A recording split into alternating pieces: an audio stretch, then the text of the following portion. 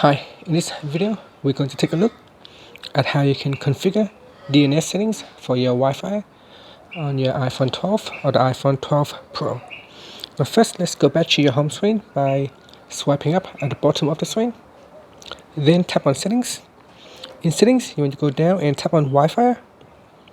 Then tap on the information button next to the Wi-Fi name. In here, you want to go down and tap on configure DNS.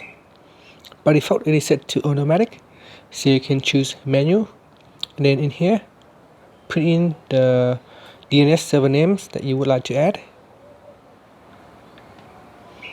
For example, just put in the DNS server and then tap on saved,